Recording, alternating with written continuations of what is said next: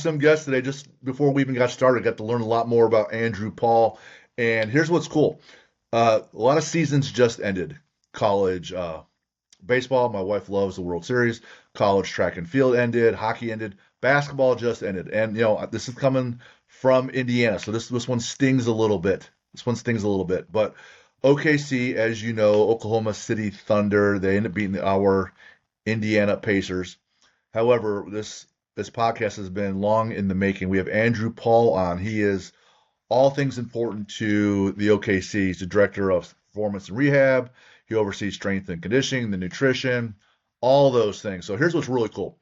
We had to reschedule a number of times, and it's for the coolest reasons we've ever had, really. The OKC, they extended their series, so they're playing another game, and then so we had to reschedule the podcast.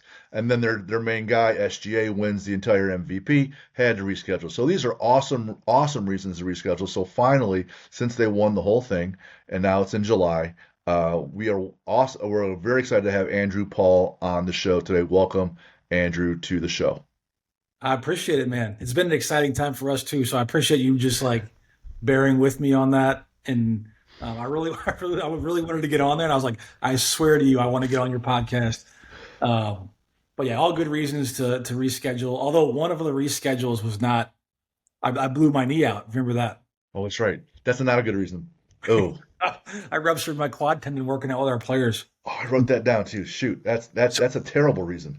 Oh my God. Knees All doing right, so it's all positive, man. We're here. We're here. we're here. All right. So just had the parade. How was that? I mean, it was crazy experience because the team's important to Oklahoma City and Oklahoma. Hmm. You did not you don't really grasp it until you see it all. Right. So you're in the parade and it's 500,000 people lined up on the streets. Basically, the whole state of Oklahoma was shut down for the day. Um, that's virtually just shy of the population of the entire city was there that day. Um, and that the Thunder mean a lot to the state and to the city. You don't really recognize it until you're there and you see it and they're all around. And um, it was just an awesome experience, man. It was great for just the fans and the players and everyone. That's the thing. Like you can see the game on TV, you can hear the words that are spoken, or you can see what's written in a book. But it's the feeling, right? It's like leadership. If you can see and they hear it, but it's not until you feel it and you're like, wow, this is an experience. There's all these people, like the Yeah. noise and it's not for nothing. Your franchise is young on a relative basis, Relative right? basis, and yeah, and the state, it's the only professional sport in Oklahoma, or a high level professional sport in Oklahoma. There's a minor league team here, a minor league baseball team, but the state of Oklahoma is kind of like, I don't want to say they view themselves as underdogs or anything, but for a trophy to be brought to Oklahoma City, like the meaning of that for the people that have lived here their whole lives and have never experienced anything like that was pretty intense. Like that was the love for the team. And by the way, that they had love for this team not too long ago. We were only winning 25, 24 games a year, and the same fans, we packed the arena for those teams. And so Wow. um it was good for the fans to experience it, but like they were amped. It was good. It was just a great time. That makes sense. With Oklahoma being, I don't want to speak for them, but Texas is right there, right? And Texas is kind of a big deal. And if you're anything like those SEC schools, like in Alabama, there's Alabama and Auburn. Yeah. There's no pro football, basketball, baseball, hockey. There's nothing. Mississippi, right? So a lot of those states, those schools are the thing.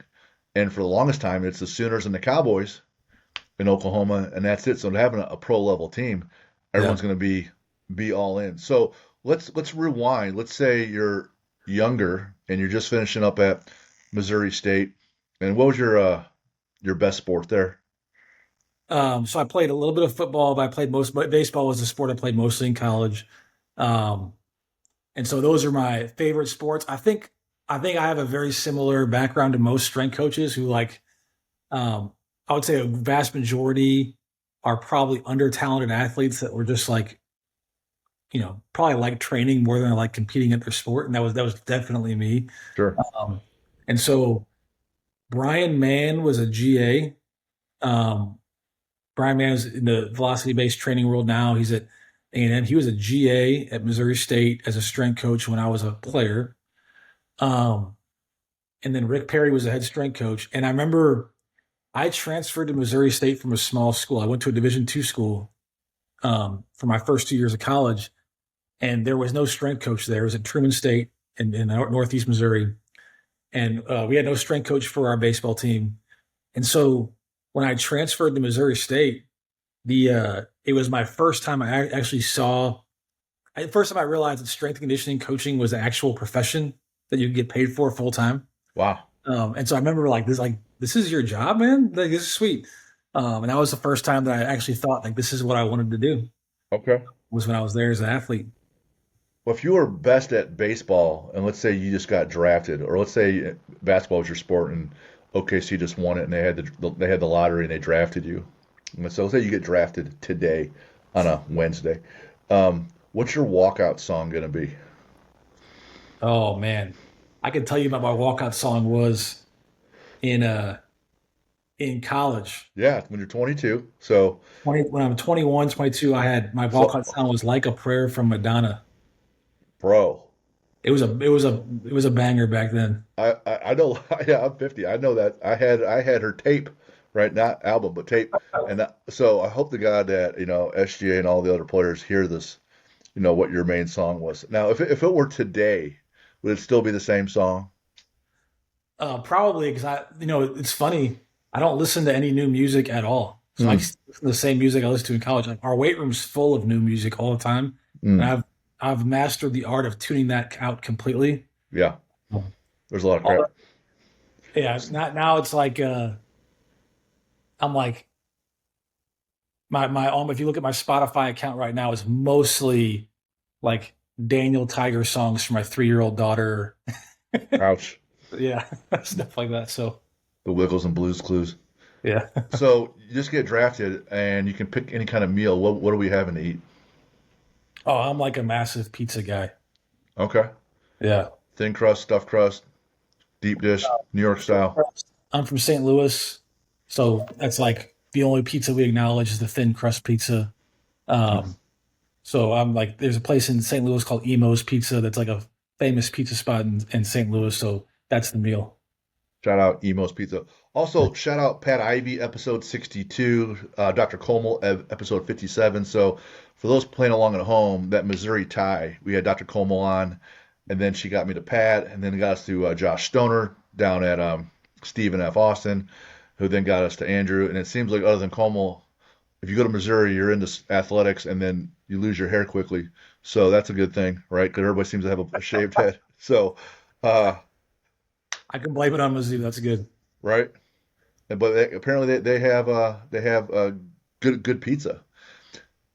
All right, so national level competitor in Olympic weightlifting, snatch and clean and jerk. Yeah. And they talk about knocking it out of the Olympics all the time, and it's called Olympic lifting. Any so references, numbers, total, body weight. So my body weight, this was before Olympic lifting was cool. My dog's barking in the background right now. He's choosing the best time to wake up. Um, but this is back before Olympic lifting was cool, I think. So this is in the late 90s, early 2000s.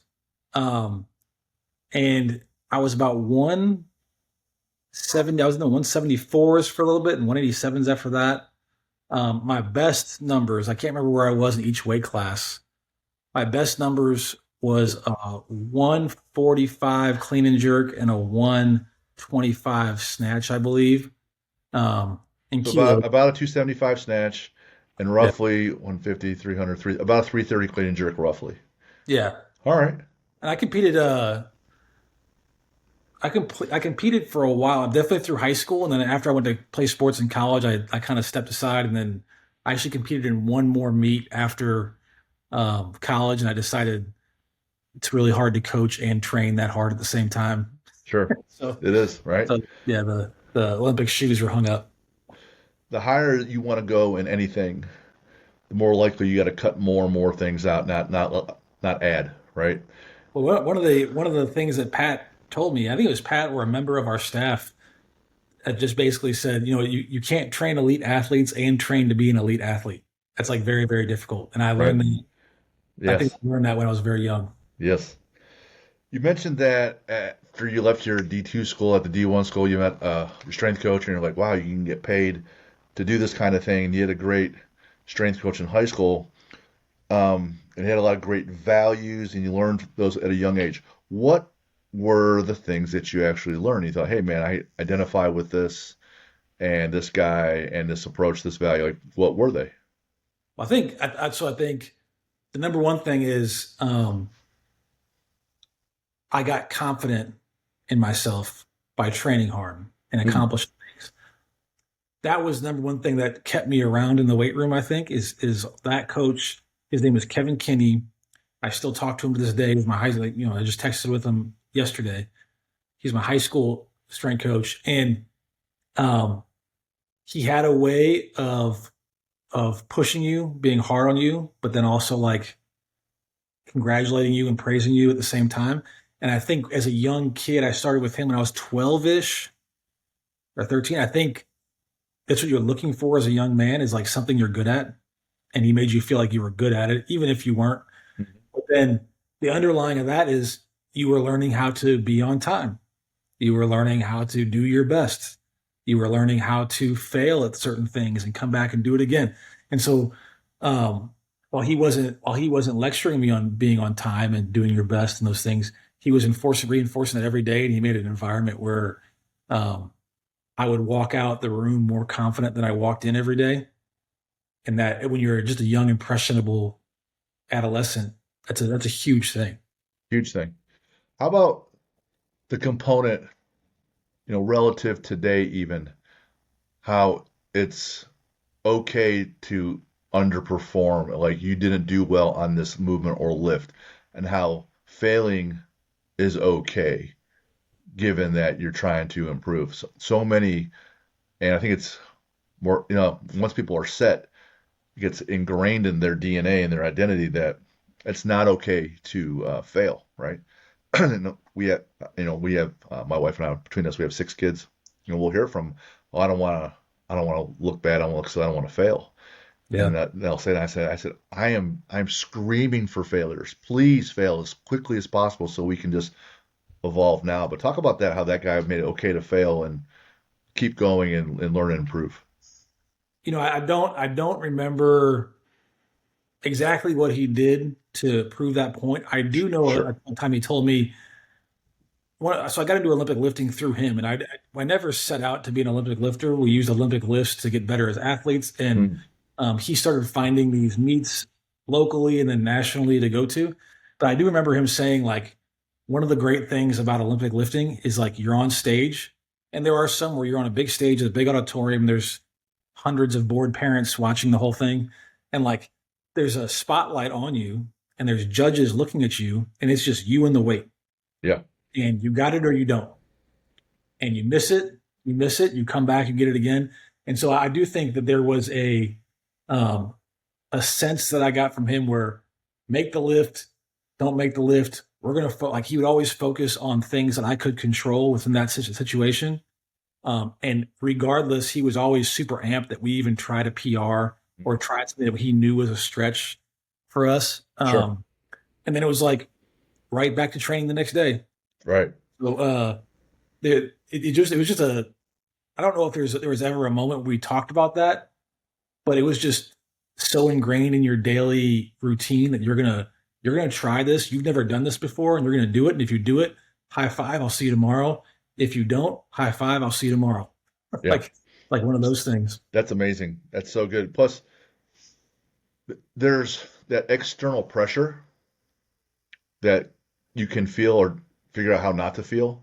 The Yeah. judges, the lights, the parents, we traveled all this way, blah, blah, blah, one at a time. That's not Yep. like a whole team. And then to learn how to handle that, because some kids are going to come from a D2 school and then play in the NBA, and you're like, holy shit, man, this is different, right? Yep. Um, when you guys travel, right? So we're gonna assume that OKC has the best fans and they have the best crowd and the best food and the men and the women are the best. Everything's the best in Oklahoma City, right? Let's assume that, Perception. right? Um, outside of there, where are you like, oh man, this environment, this arena, these fans are it's something different. And while I'm in this town, this food is something different. Fans, Yeah, we'll separate fans and food. yeah. Um, Because in Cleveland they'll just throw the food. Because I'm from Cleveland, they don't know any better. oddly enough, it's hard. It's hard for me not to mention the Indiana fans after just playing the finals there, because Yeah, the Indiana fans have always been a hard. Indiana's always been a hard place to play for our players, and I really trust the players' opinions when they say this place is a hard place to play. Um, they always talk about Indiana and Denver as wow, being. Denver. Okay, And Denver, there's like a Denver's very good. They're a good team. Just the air there is harder for the players to adapt to in the first quarter, and then like on top of that, the fans are pretty intense. So they'll always talk about yeah, uh, those two places being tougher places to play. They never mention the obvious like New York type things, and then L.A. one of the New York fans will turn on their own team very quickly. So you like they're not in it like the Indiana fans are. Right. So That, the food, um, I'm trying to think of. We go to really we're like really spoiled with food. Um, you have to put New York in the food category because of the diversity and just like there's like underground restaurants in just about every corner of New York. I wouldn't even be able to name one, but you'll be able to find a nice steakhouse if you want it. You'll be able to find Thai food if you want it. You'll be able to find just about whatever you want in New York within walking distance. So you got to put New York in that category just from pure volume of what they have. we had the strength coach for the Marlins on, and he said hands down the food in Yankee Stadium is his favorite, even though there's a good 20,000 whatever restaurants around town. He's like Really? he absolutely loved the food in Yankee Stadium. Um, There's a place in LA. It's actually in LA and in Dallas. There's only two that I know of in the country called the Honor Bar. And my my workmates would be like they would kill me if I didn't mention it when you ask me about food because I will as soon as we land in LA, I'm going to the Honor Bar and they have a chicken sandwich that is world famous. really? Oh, it's right next to our hotel and people like I will line up and wait for an hour and a half for this chicken sandwich. It's crazy. They shouldn't have Wow. anything else on the menu. But it's a famous chicken sandwich in the NBA circle. All right, all right. Honor bar. I have it written down. Um, one of the things that I say, and I always send out these questionnaires to our guests, and one of the questions is, "What do you want to talk about?" And you said training philosophy, and I Yeah. usually don't just go right into that question, but I have my thoughts on my training philosophy and what I witness and trends with strength coaches in college, and I can't really say the pros as much, mostly in college and in high schools, but let's have you go first on what your training philosophy is going to be. And you worked at the college level and the pro level. Does it change a whole lot? So, training philosophy, what is that? And then how does it evolve between college and pro? Your second question is better. I don't know why I put training philosophy on there. Usually that's what I end up talking about on podcast. Um, Well, we're going to spend a little time, not a lot, but I just want to hear it. yeah, yeah. So there's a big difference between college and pro, and I know I haven't been out of college for over 10 years now, and so I wasn't there during the NIL stuff at all. Sure. So maybe this has changed. But what in college, I think you had a lot more power of authority um, over the players to a large degree, where they were on your program and you could have them do whatever, and they were going to do it. Um, that's not the case in professional sports. In that the players are going to walk in and they're going to have a wide variety of leverage.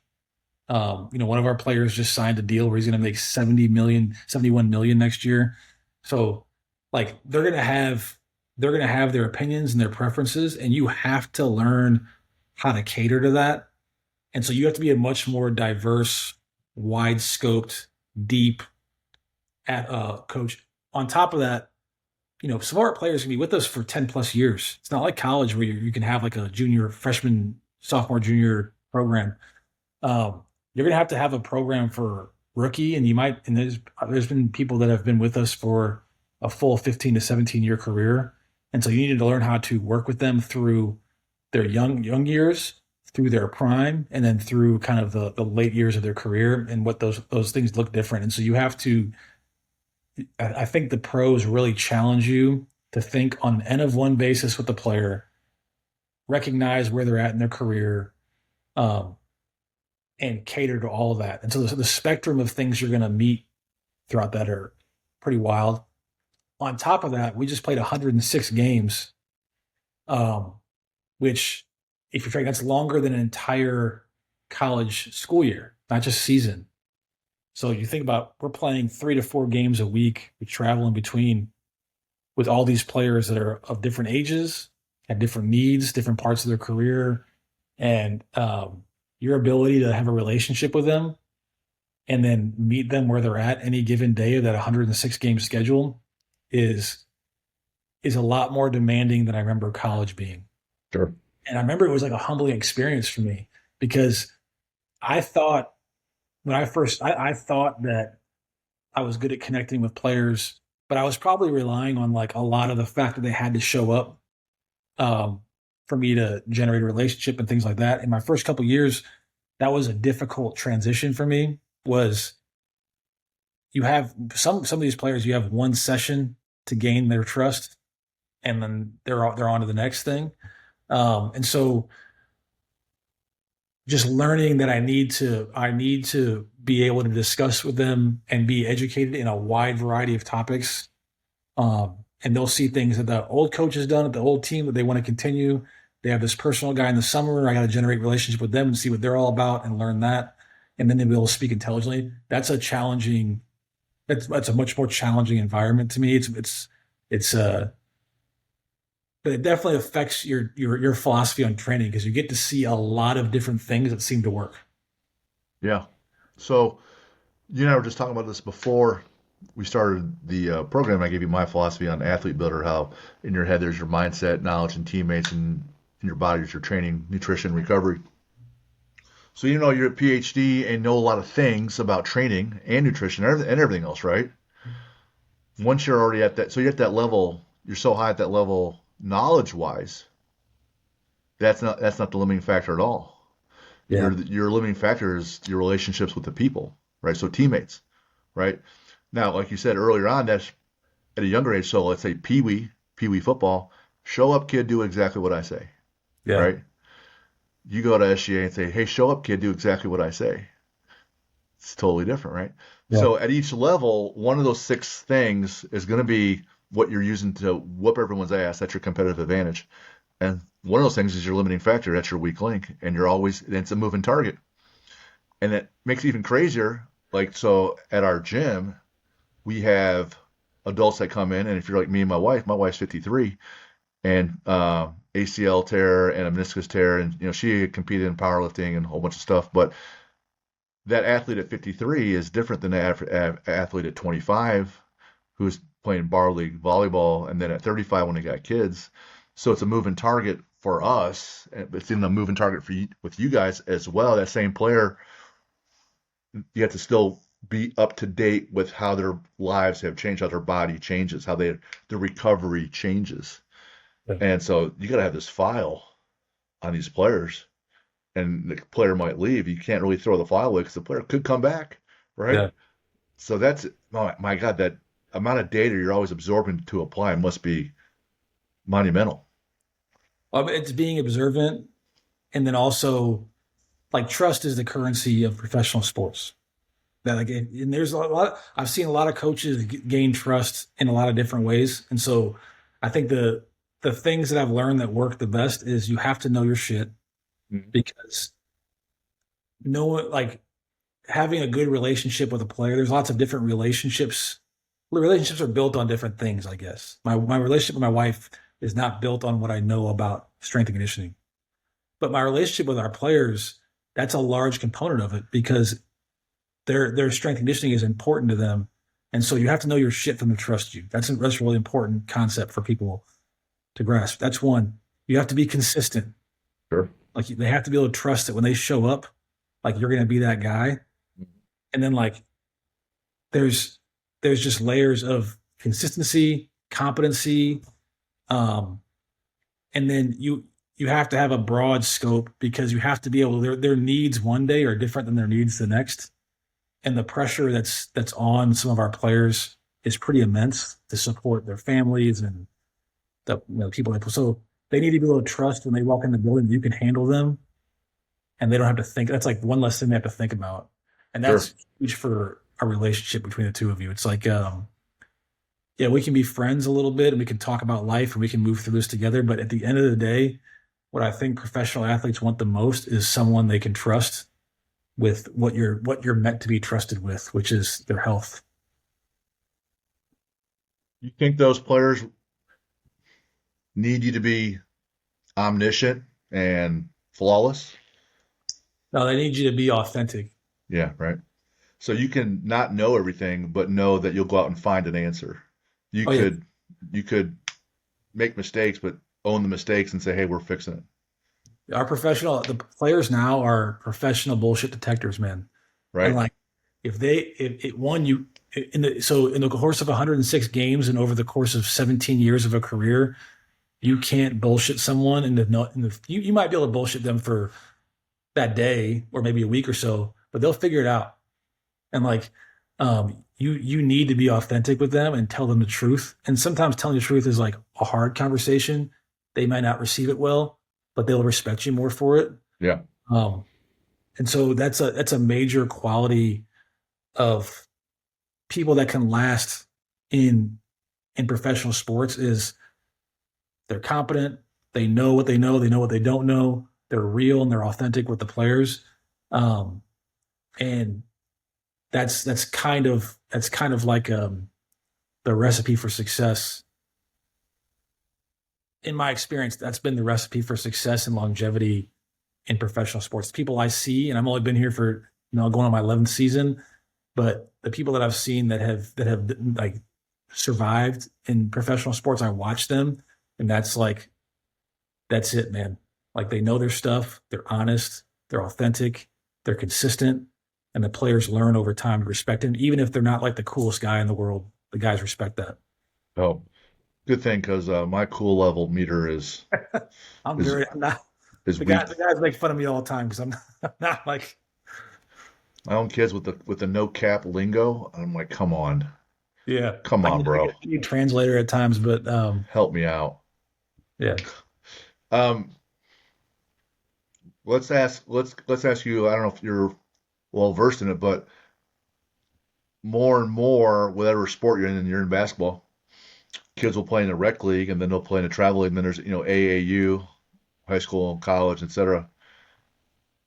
And so one of the topics that comes up a lot is travel sports. How do you fit in strength and conditioning? Is it important? What do you see? What are trends? And what are good and bad trends? And so if you had your own Andrew Paul philosophy for kids coming up, man, give me your philosophy. How do you make a college athlete that's just an average Joe, but has the work ethic and the means? Some people are going to be really gifted, so they don't have to work as hard, but that's not always the case. So give me your philosophy and blueprint on that. So the question is kind of how I go about developing a younger Yeah. athlete. So you got kids and you got like an 8, 10, 12, 14, 16-year-old, they're growing through the ranks. I can tell Yeah, you what I see is they'll at a very young age, 10, 14, they'll pick one sport and play that year round, and it's still the same number of people getting drafted. yeah, Or so the same percentage of people. 7% play in college, 2% play D1, right? yeah. And depending on the sport, those numbers go up and down, but overall, that's those are the numbers. So how do you get to that level? Is it just playing travel sports? Is it more than that, less than that? What do you think? Now, so I feel like there's a lot of nuance in this conversation that sometimes gets ignored because when I look at our players on our roster, almost all of them played other sports until a certain age. Okay. Usually, um, most of them figured out they're a very good basketball player and they're very tall Mm. at a young age, and they tend to stick with basketball. The strength coach in me is like, you need to diversify yourself and all those things. And I believe that for almost every kind of athlete.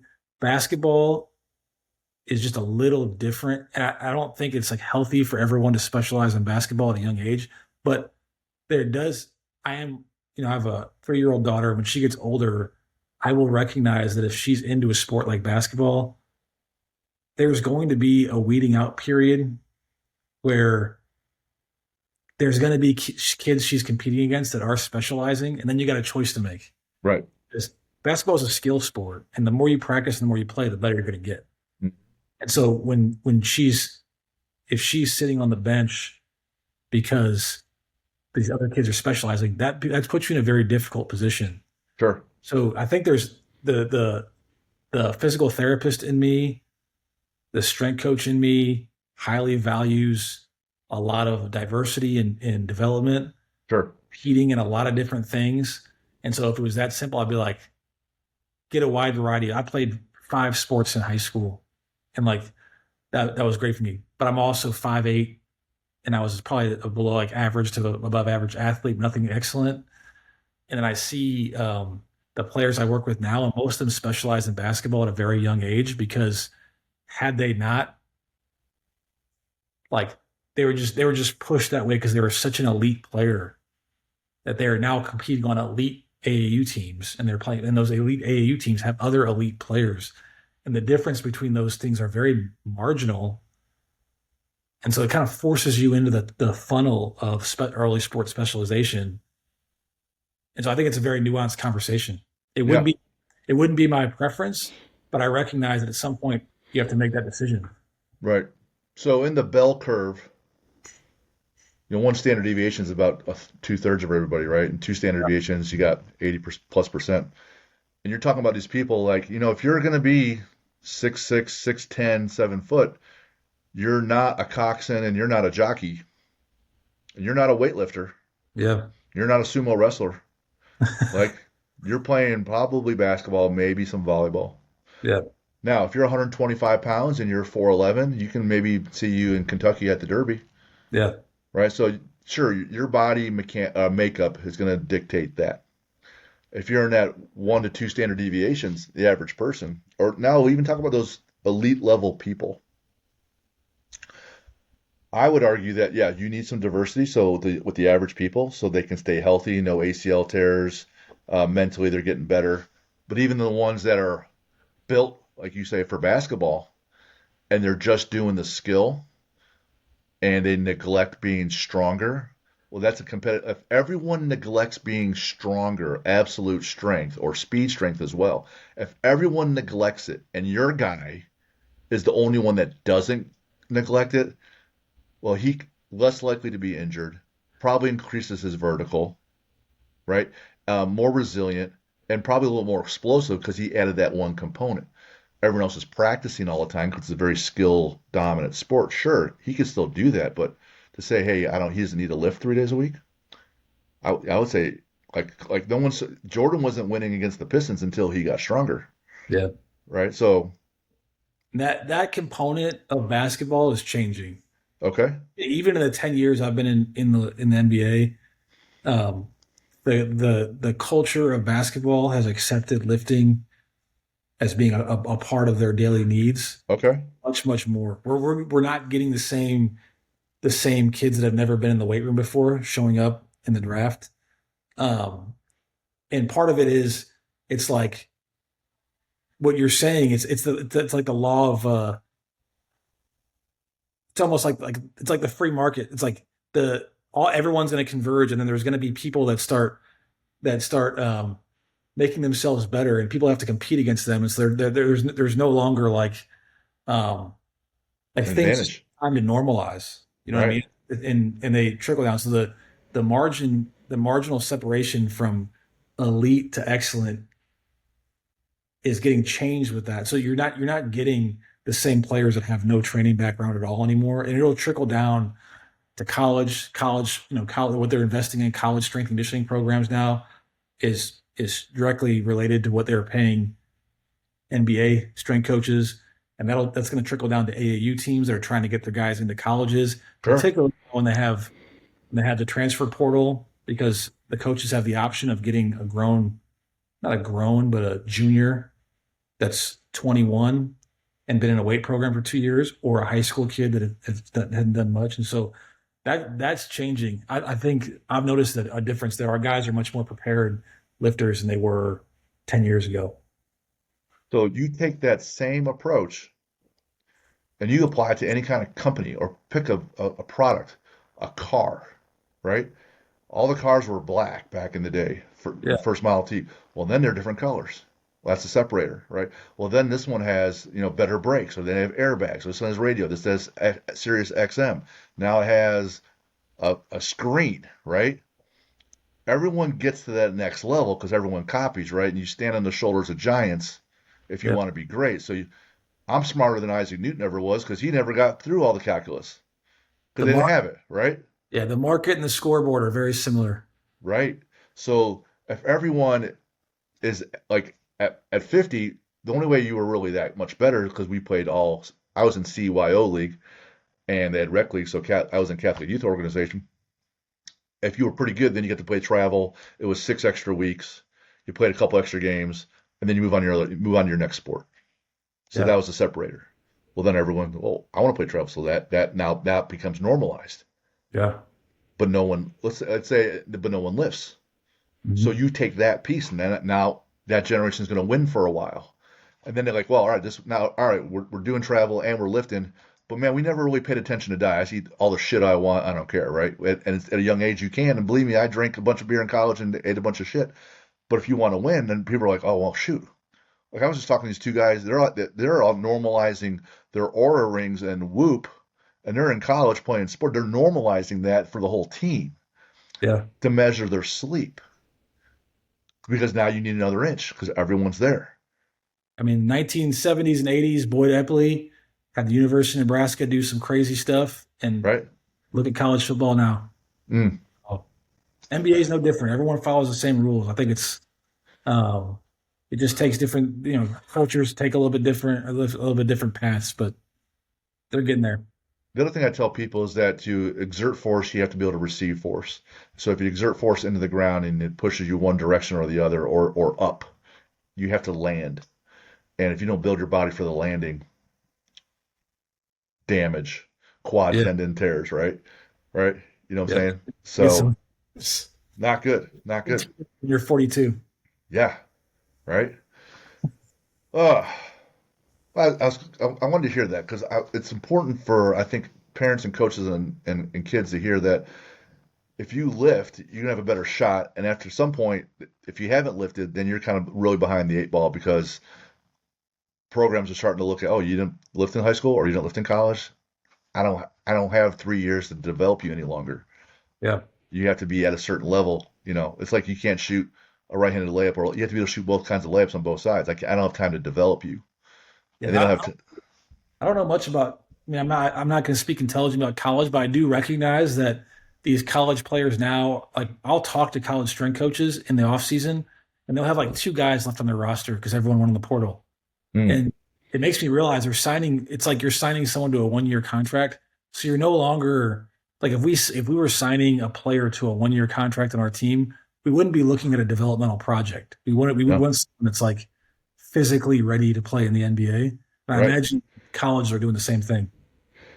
So for parents or coaches that at the younger level hear that, you're basically a 1 year deal because the kids and parents can be like, well, I should be playing as a freshman or as a sophomore. And so if you're not developed physically when you get there, you're probably going to be pissed and you're going to move on, or someone else is going to come in and take your spot anyway. So you have to do the things earlier because there's so much fluidity in the portal now, right?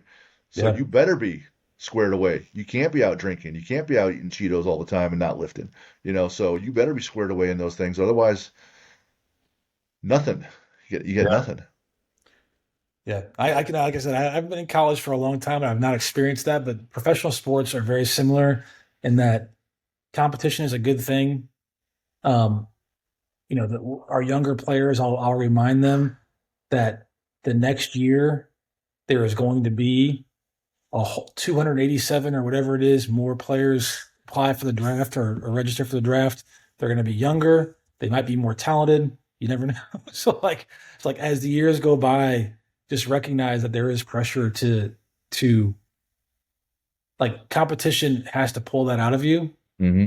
They have someone younger and more talented. Like one of our old coaches is like the NBA is like a restaurant. They'll give you your check and they'll send you out the door and they'll sit someone else in your seat right after you. Oh man, how humbling. Yeah. In that environment where everyone's competitive, talk about off the court, like people trying to win at horse, they're playing at win at cards, win at golf, win at like, first one to the elevator. Like I've seen teams where it's like I'm gonna eat my food faster than you, right? I'm gonna hold my breath longer than you and fuck around. I'm gonna hold my breath underwater, right? Yeah. Talk about how crazy it can get sometimes with those guys. Um, our team is pretty chill. Our team is pretty chill. This is the old. I've had issues with previous teams. The guys made a lot of money, and you look, and on the plane there'll be card games going on with $100,000 of cash stacked up for a single hand, Jeez, and so that stuff is real. is that your And game? Is that where you were playing? yeah, I was I was out on that. I was on the Uno table with Huda, Monopoly money. right? Uh, so there is competitions like that. There are some like the other just in the finals. There was a big argument going on pregame about who could do the most push-ups. And some of these guys, and then of course I get pulled into it because I'm the strength coach. So like, who you think can do the most push-ups? And there's guys throwing out outrageous numbers. And one thing I realize about these guys is like they've been such good athletes their whole life. They'll say crazy stuff.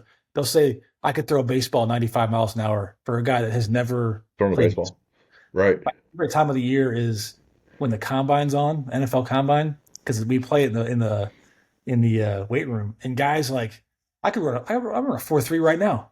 And I'm like, there's no shot you know how fast that is. So they literally will pick anything and decide they're going to be the best at it. Um, but we were like, yeah, guys, I'll do 150 strict push-ups right now. No chance, I was like, that's not happening. I'll give you 15. right? Oh man, I'm better than 15. I'm between 40 and 50, but I mean I have to go fast too because just that too much time under attention. 150 straight. I don't have that muscle endurance, and I weigh too much for that. Way These too guys, much. these guys, they just have and then they just talk themselves up. So the next guy says, "I'll do more," and then it's like the numbers get outrageous. Do they even do it with the push-ups or no? No, they just want to argue about it. Like, okay. It's you've seen that movie Invincible, Mark Wahlberg, the Eagles. He's a walk-on receiver, and so it's based on a true story, Vince Papale. And they bring out all these open tryouts, right? And Eagles fans are showing up for open tryouts. Dick Vermeil has that because their team sucks so bad, and Vince makes the team, right? Here's where I'm going with this. About a month ago, our girl, Dr. Colmel, who led the whole charge with my podcast with getting all these Missouri folks on, she and her head coach Sam Tolner, they both were at. Ooh, that's Andrews. They were both at my summit a couple weeks ago. But 1 week before that, I went out to their place because they're hosting a combine, like a legit combine. And I go, all right, so what sport are we recruiting for? And they're recruiting for a U.S. bobsled team. And they have these combines around the country. And so bobsled is straightaway power, short burst, right? So that's why Herschel Walker could do it. It's straight away. There's nothing lateral. There's no 5-10-5. It's just straight away, right? So whether you're doing bobsled, skeleton, or luge. And depending on which of those three, they want you to be a certain weight because force of mass times acceleration, you want enough weight in the vehicles, etc. So I go out there, hey, Jim, can you come help out this combine? And I go out there and I go, all right, cool. So I bring my wife, go to St. Louis. I never been in the Arch, so I was excited to do that. Got some of their fried ravioli, whatever. And we're at this combine, and it had about 10 people come out, 8 or 10, and two of them are walking by and they're doing their own warm-ups on the side, and Jen goes, athlete. Athlete right there. The other 6 or 7 were like, nope. These are the 150 push-up guys, but they're like anywhere from age 32 to my age, like 50. Oh, really? Oh yeah. and I'm 50, and this one guy was like, "Oh," I'm like, "Oh God, this is gonna." She just heads down, and so they take the whole group through the group warm up, and they're starting off with their timed run, so they're doing their fly 10 and their 40 all at once, right? And these older guys, every one of them, they had to do three attempts. We're like, here it comes, and we're kind of like watching like this, and it's like, yep, hamstring pull, uh, Achilles didn't rupture, thank Jesus. One guy is so clumsy, knocked over one of the gates, one of the laser gates, Yeah. and I was like, oh God, dude, you are not Vince Papali, right? You watched the movie, and you shouldn't be there. This one kid, he's 1 year out of Iowa State. He ran track, the 1 and 200, and it wasn't even on a track or even on a turf. It was outside concrete and a slight incline grade. I'm like, this is how you guys are testing? They had the lasers. He ran a 4.38 on an incline grade with no spikes. Wow. Yeah, wow. Moving. Wow. Like he's holding his breath. Everything is contorting. Every step is pain, right? Because it's like you said, you know how hard it is to do that? This dude on a slight incline, and Jim's just like, shit. And then it came the vertical and the broad jump and the sled push, and he just smoked everybody. So he gets invited to this next level, and he can start training at the U.S. Center, et cetera. So they keep vetting him. But Yeah. the other guys limped home with their girlfriends. They're going to get wings at the bar, and they're all like, I'm like, man, this shouldn't have been your Saturday, you Well, know? it's funny. So I'm 42, and I hurt myself. I always race against our players and all this stuff, and I've stayed in pretty good shape. I can still move a little bit with them. And my knee, so my quad tendon rupture is doing an agility drill with one of our players on the court, and it was like pretty benign. I turned a corner. My knee's been bad for a while, but Josh Stoner was on your podcast, Yeah. told a story about he ruptured his patella doing a workout before a game. We were doing plyos. I was there with him, and it was probably more my fault than anyone's that he did that, because it was my idea to do the plyos, and he said we started jumping over the boxes at one point, and so that was also my idea, and then he said at some point he looked at someone and was like, "This separates the young from the old." And then he went and did it anyway, and he's talking to me when he said that. Yep. So anyway, that I get a lot of blame for his patella. So when I ruptured mine, within a half hour, I sent him a video or a picture of me with a massive immobilizer on. And he said he has texted back. He's like, "Welcome to the Jackass Club." This is what separates people right here, whether you've really hurt yourself stupidly or not. And I'm Yeah, usually in the stupidly category. I'm the hold my beer, watch this kind of guy. My wife is the absolute opposite. Um, that absolute. was that was a saving grace for me, was that I actually did it doing my job. It could have been anything. I could have been playing pickleball with a beer in my hand or something like that. I don't Yeah. have to explain that to everyone. Some of our coaches organized this pickleball tournament over the weekend with our members, and the coaches are the CrossFit coaches, and so they're in shape, and they're still 40 plus years old sometimes. And I saw them today, and I'm like, it's been a couple days. I go, how we doing, buddy? He goes, I'm so sore. Like, I hurt in places, and they do CrossFit all the time, right? They do plenty of volume. And Yeah, I'm like, yeah, I'm so sore. Everything hurts. that's I'm like, funny. it's a wiffle ball, dude. It's a Yeah. drinking game. You wrote on building the athlete's body, people need to learn the fundamentals thoroughly. I quoted in my newsletter, Larry Bird, master the fundamentals. Talk about having to, like, I call it making love to the mundane, falling in love with the boring. Talk about how building that consistently compound interest is how you build champions. It's not the flashy this and that bullshit. Yeah. My dog's throwing up right now. So he's, Wow. yeah. He hates the show that bad. That's what that gagging was in the background. So My like, goodness.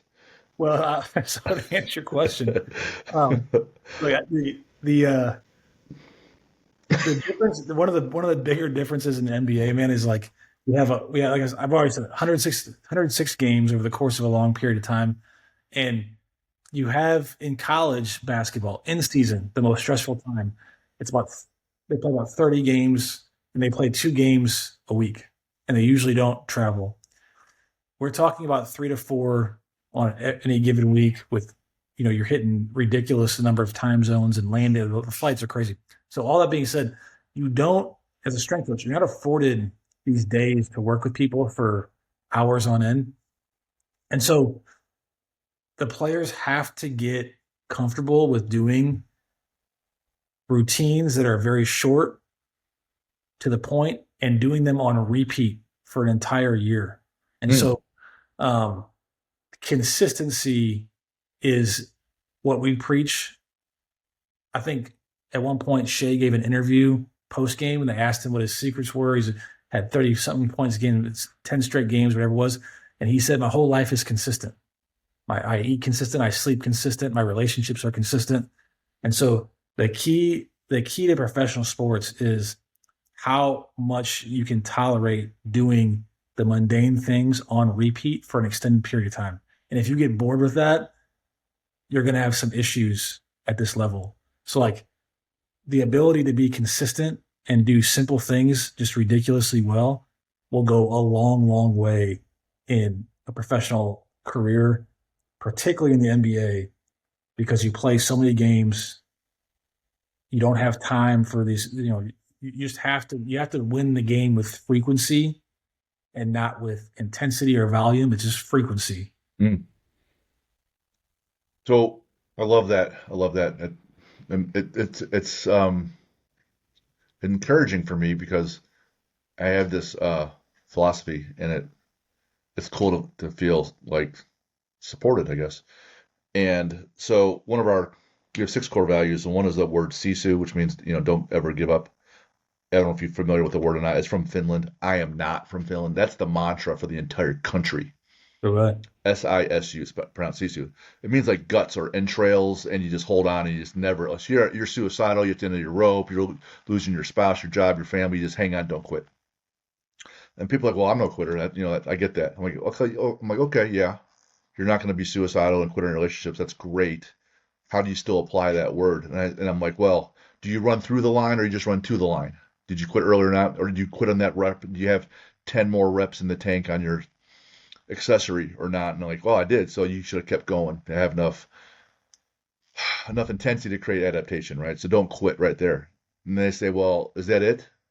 My kids or the athletes are like, always question me, is that it? I go, here's how you really use that word at the highest level. It's will I quit before you or not? And if I don't quit before you, then I win and I'm the MVP. And like, what do you mean? Well, you on 52 weeks, there's 365 days. How many of those 365 days did you have the ideal or close to the ideal breakfast? And you say, you have like 300. Well, I had 365. I didn't quit on any of those days. I didn't quit on my sleep. I didn't quit on my whatever you do to calm down, meditate, Bible study, whatever. I didn't quit on the practices. I didn't quit on doing all these things. As soon as I quit on whatever that is that's keeping me at that high level, then I start losing because someone else is just going to hold on that mundane, stupid thing longer, and that's how they win because they stack those wins, that compound interest effect. And I said, that's how who quits first is the loser, and that's at the highest level. And that's how I apply that word philosophically, I guess. I mean, that's so. We talk about stacking days, stacking possessions in games, stacking quarters, all that stuff. So all of it applies, and a big part of the job of a strength coach, or anyone in my position is kind of managing a lot of different aspects of the day for a player, is to make sure they have the least amount of decisions possible to continue stacking. They want to stack good actions Right.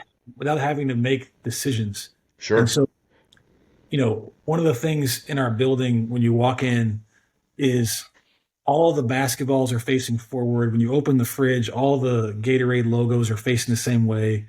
And the reason why we do that is because we don't want any extra noise in the face of our players, because we want every decision they make to be easy. Yeah. And so when they walk into the same building and you're the same person and their lift is ready to go and all they got to do is walk in the door and just focus on basketball and do the thing, then like it makes it easier for them to stack those decisions up and stack those days up. And when they walk in and our chefs have their food ready for them when they walk in the door, I'm like, there's not a lot of decision fatigue coming from that. And I think when I talk to our players about what they like about our facility and what they like about our environment, that's always the number one thing they say is like, you make it really easy to be like, just focus on basketball because I hand my trust to you guys. And every time I walk in the weight room, things are set up for me. I know exactly what I need to do. Every time I walk in the kitchen, my food's ready for me. Every time I walk in, and when you're dealing with guys that are walking mutual funds, they're going to have a lot of decisions outside of basketball to make with their money and all these things. And a big part of your job is to manage that mutual fund the way you would expect a financial advisor to manage your money, which is like handle all the angles so that they can walk in the building and just be basketball players. And I think that's a major part of it. It's like our job is to create an environment that makes it easy for them to stack every day up. Hmm. So what my wife and I call that, and we stole that right from James Clear, is friction. We want more or less friction. Yeah. If I have plenty of bottles of bourbon and bags of potato chips, there's no friction for me to eat poorly. Yeah. If I don't have it in my house, boom, right? I was always forgetting to take my supplements, fish oil, creatine. I put all that. I had those pill boxes for like 80-year-olds, right? For a whole month. They're already so one day a month for about 20 minutes I fill that thing and it sits there right by my toothbrush because I see that every morning. So bam, toothbrush, stack my habit with my supplements. It's right there. No friction, gets done. The goals are alone are for losers. Systems are for winners. Yeah. The goals are just targets, each milestone along the way. What system did you put in place? Well, my goal was to take my supplements, coach. I didn't take them. Well, fuck, man. What was your system? I don't know. I just didn't think about it. Great. I don't want to think either. Just put all that next to your toothbrush. Quit, take away because after a while, you're right. The decision fatigue, running your Yeah. own business, 6 kids. God, I empathize with that. It is brutal, right? Make your Yeah. life easier. My wife, I stay true to my wife. I don't go to strip bars, right? Yeah. Easy. Yeah. Big win. No, that's a good word for it, friction. Because Friction. Do you you want know, more or less, depending on what you're trying to do?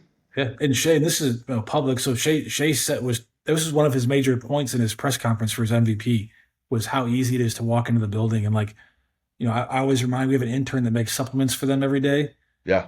and it takes a while to make everyone's. We have individualized supplements, blood work, and all that tells them what to take. And behind the scenes for the player, it's kind of complex. But when the player walks in, you want it to be as simple as possible. So it's like your initials on here, sitting on your chair in your locker as soon as you get in, and there it is. Like you just walk in and that's there. Now behind the scenes, there's a lot of, I guess, tedious complexity that goes on with working with our physicians on what they should be taking and not. And then our the more tedious side is our intern doing it every single day. I have to Sure. remind him how important that is for our guys to like it's just a nudge in that direction of just like there it is for you, man. So when I Don't talk don't about teammates, that support crew that you don't see, that behind the scenes guy, that's like, oh, this person is just a big nothing, is critical, yeah, right? So thank the intern or the guy that cleans all the laundry, right? Because it's critical. And if you're not at the NBA level where all it's getting done for you, and if you're at Jim Beebe's level, you're definitely not. It's not getting done for you. My wife's not going to do all that for me. She does help. You got to figure out some kind of system your own way to how can I make this better? How can I be better without yeah, having to think so much?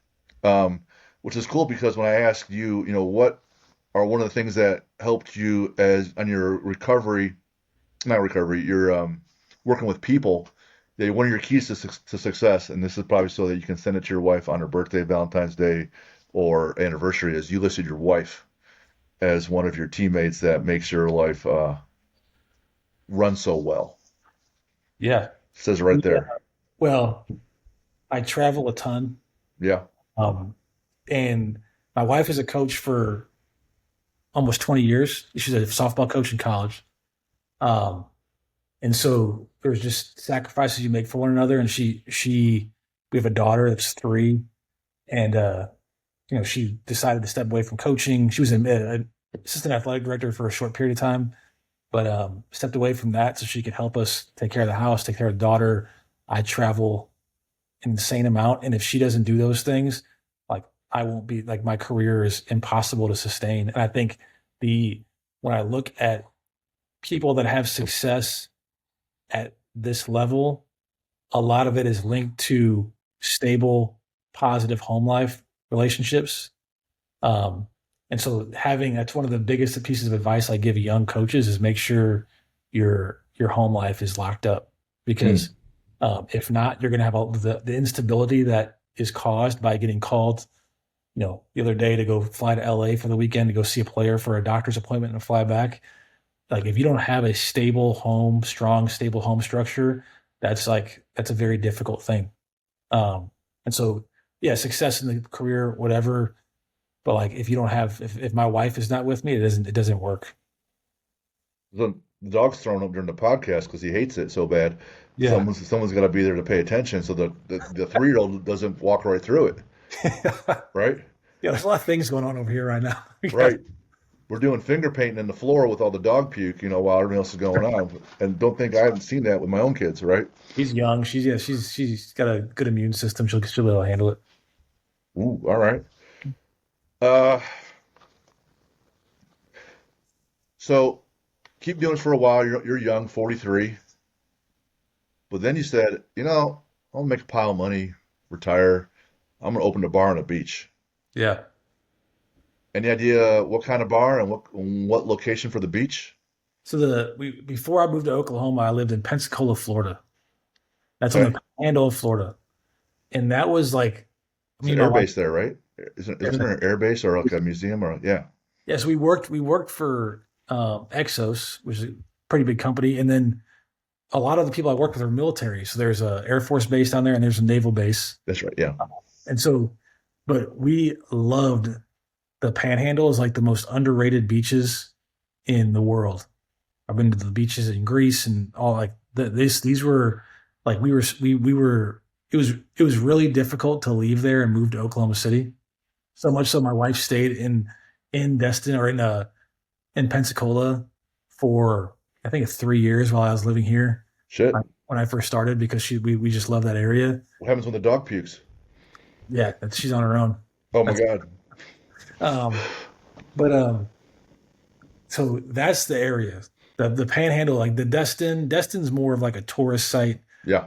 But if you ever been to Pensacola as a kind of off the beaten path town slash city that has a lot of good food too. Barbecue. They have really good sushi there. Um, so that's the area we love. And on vacation we always go to like the 30A Panhandle of Florida type area to get a house. We get some downtime. Okay. Um, that's the area. The type of bar I thought about having like an outdoor beach gym with a bar attached to it and just hang out at the bar all day and just like people can come work out and like drink beer and whiskey and everything. But that if I ever built up enough money where I could just chill and make friends with like locals that just want to be regulars, that would be like a dream. That's a great place. It's like very slow living down there. And I've been living fast for a while, so like um, there's an alluring quality of just like slow beach living. I don't know. I like whiskey and beer as much as the next guy, and I love lifting too. I could just see going over to Andrew's place or Paul's or AP's place, maybe call that, and then, all right, well, I can still squat 405 in cowboy boots. Let's have a couple shots of bourbon first and throw that in a bar and see what happens. Yeah. Yeah. Mm. Maybe a waiver along with the shots, right? Maybe a waiver with the gym. Yeah, not in Pensacola. Pensacola is not a it's not a white collar area. No one would sue anyone around there. Oh, really? Okay, write that down. Yeah. I trust everybody. Nobody would ever sue me. Perfect. I'm definitely coming there then. Slip on purpose. Yeah. Ah. So this year, it's kind of hard to repeat. You won the whole thing, right? And then you can see it from game to game in the series. You can feel it. We talk about seen, felt, and heard. Talk just as a fan watching things on TV, you can see the psyche of the team manifest with momentum. oh, the shot was missed. Ah, you see their body language, and then next thing you know, they give up 6 or 8 more points, or just, or how did that how did that team get blown out the night before, come back and win the next day so significantly?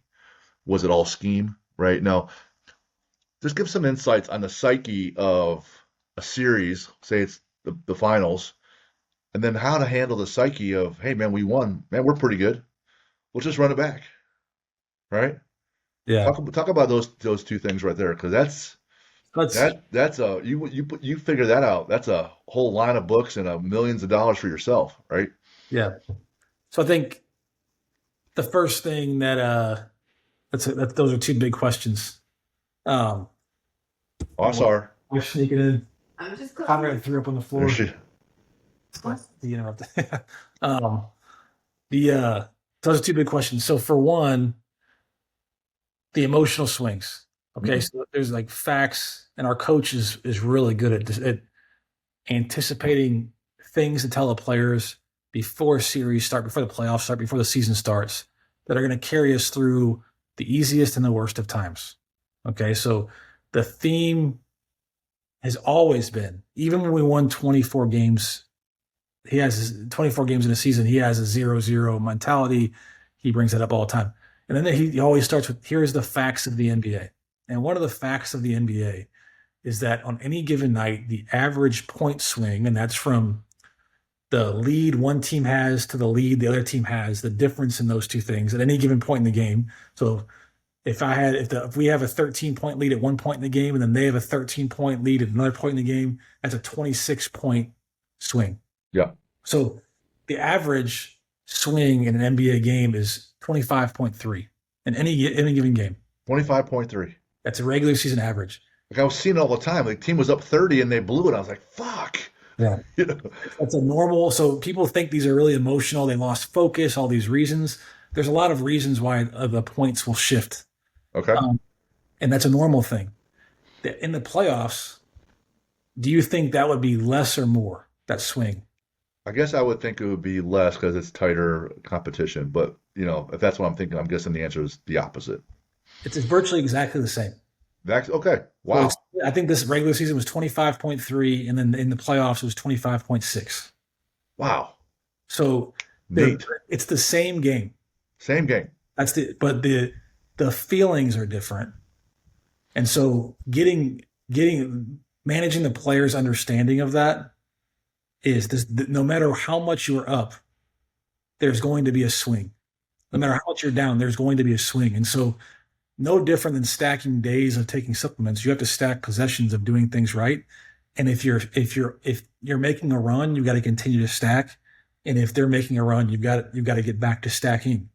And so like big part of the job of the staff is to stay even, is to not hop into the emotions of a big run that we just went on, and not to hop in the emotions of when we're getting a run put on us, because the NBA is a game of runs.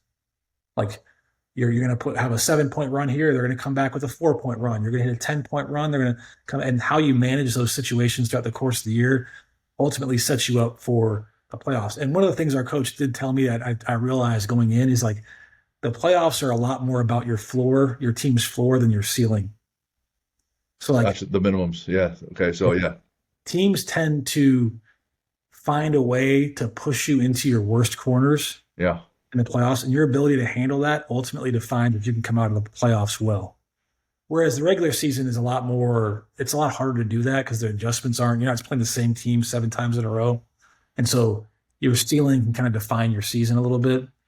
But I do think that our coach does a good job of explaining those things up front to the players, explaining what they can expect from the media in a very like coherent way they can understand. And then the last thing is, part of managing runs within games is also managing the gaps between games.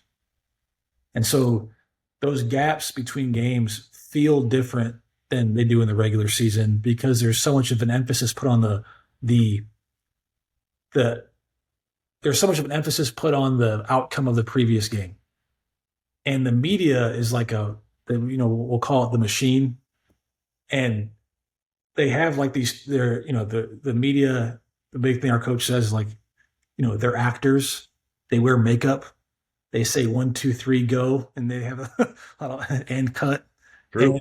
um, and they have these two scripts, and one script, if we lose, they're going to say this. The other script, if we win, they're going to say this. And if we win this game, we're going to be the next dynasty. And if we lose, we're going to be overrated. And they Yeah. have these two scripts they're playing off of. And so our team's ability to like tone that out and like come into the building and have the balls face the same way and the Gatorade face the same way, and their lifting is up and their supplements are in their locker and all of those things make a massive difference in managing like the environment and the feel of the players. And so I think it was a huge learning experience for our guys because we're so young. We're the youngest team ever to win the championship, or second youngest team ever since the 70s. And the youth by age does not mean I think our guys were young, but they were mature. Those are two different things. Yeah. And they had the ability to do that. And I think just managing the environment around them is helpful too. But it was just a really unique learning experience for us, and like the ebbs and flows of how the emotions of the playoffs can really take their toll on them. So By talking to my kids, and they were asking me about, this team would always win in the regular season and then not do well in the playoffs against the same team. I go, well, during the regular season, you're going from team to team that you're playing. It's like you're going on a different date with a different girl all the time. They don't really get to know you that well. yeah, But during a 7 game series, they're going to know that you chew with your mouth open all the time, and they're going to be unimpressed, and they're going to be done with you, right? So you can't hide as much. And as much as people like to believe they're going to rise to the occasion and they'll be able to just turn it on game day on Friday Night Lights or in the playoffs. I go, no, you will always just default to your level of training and consistency. So whatever you're great at the minimum, you hit all the time, that's what you're going to have. You're not going to be able to just turn it on and just hold that level up there at a higher standard because you don't have it. And so going into, I got to believe the answer is going to be the same. So going into the season where you're going to repeat, it's scores 0-0, the Gatorades and the weights and everything's the same thing. And obviously you're going to try to learn from mistakes and stuff and assess other teams and players, but I got to believe that the process is the process, that we're going to stack wins and keep everything consistent and then make another run.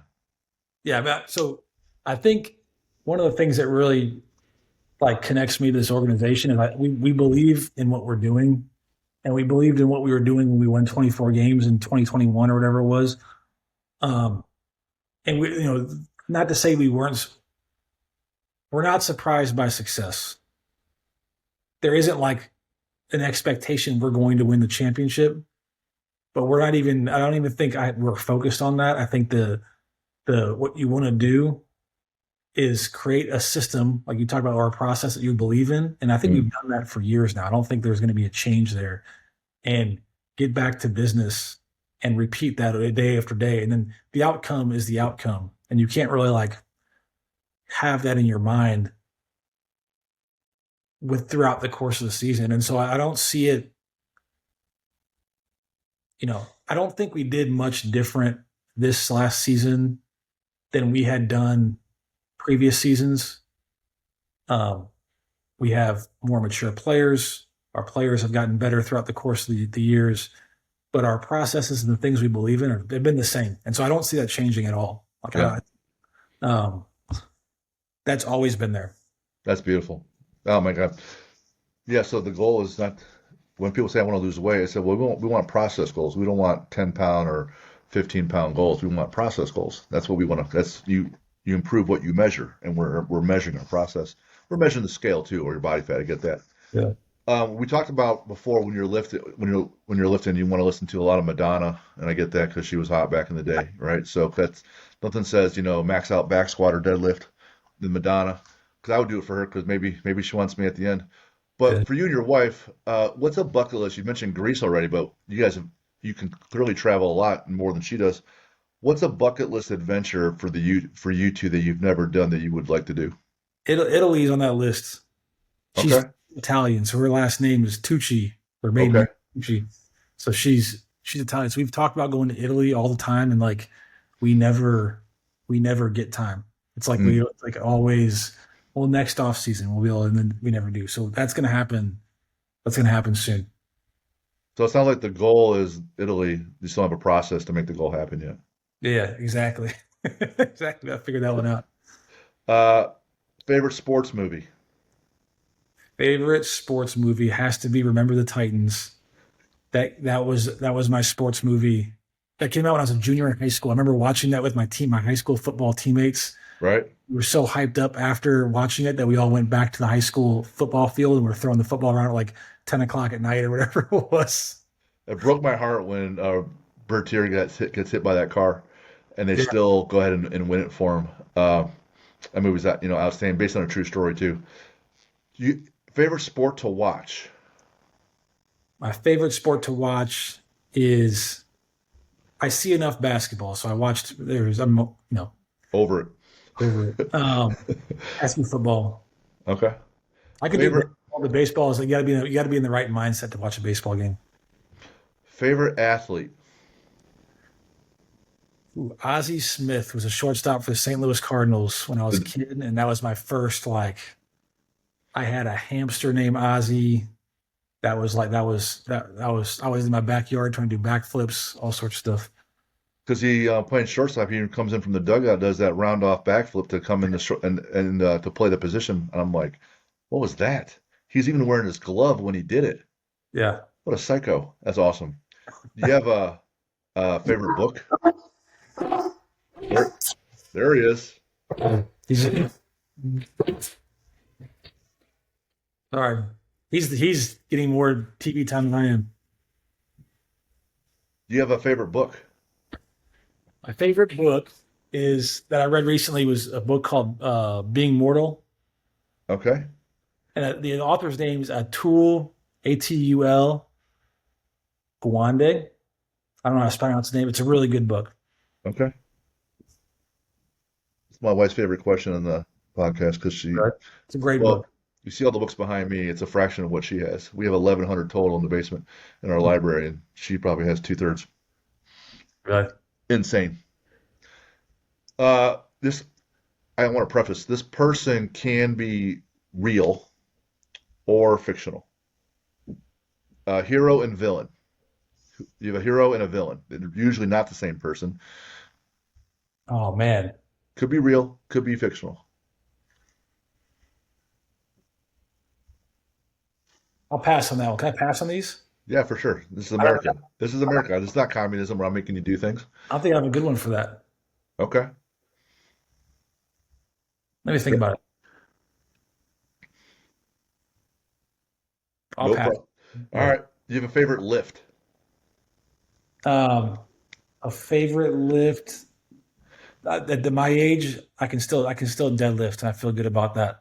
Okay. So the Olympic lifting days have been long gone, but deadlifting is still actually trap bar deadlifting because it's easy and I can stack up a shit ton of weight and it makes me feel good about myself. Yeah, right. Little ego lifting.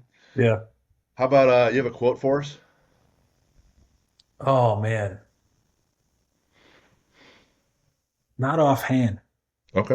So um, the quote that we have in our weight room for our staff is, or a quote that I have in my office that I think about a lot for our staff is, it's amazing what you can accomplish if you don't care who takes the credit. And that's like True. that, that's one that just comes to mind. It's probably not my favorite one, but it's just the first one I thought of when you asked that question. Yeah. And still applies. Yeah. Is there I don't know if you're online at all. Any way that people can reach out to you if they want to get a Uh, hold of you, or they just gotta, get in line and knock on the door at OKC's office and hey man, I don't want to see the MVP winner. I want to see Andrew Paul if he's available. yeah. So I have Instagram. Everyone's always very disappointed by my social media because they think it's like Not cool. strength and conditioning content and things like that. And it's not. It's like pictures of my daughter and All uh, right. but it's my Instagram is Andrew Paul PT, all one word. Uh, Gotcha. I'm on there occasionally. I'm on Facebook occasionally. Um, that's probably the best way. Cool. Well, Yeah. hang on here after we wrap up. But man, Andrew wanted to thank you for taking the time to be on the show. Thank you for introducing your wife and your dog to us as well. That Yeah. was cool. Had to meet your daughter. For those who want to have questions for us, you know how to do it. Info at athlete-builder.com and go online. There's swag if you want to help support the show. There's my book, Planner and Digital Course, if you want to work on getting better, or send us an email. We want to work with you. So Andrew, loved our time together. Thank you for the generosity and the gift of just sharing this moment with us. We really appreciate it. Jim, I really appreciate you having me on. I had a good time. Good. Awesome. All right. Well, best of luck next year. Yeah. Thank you, man. Yep.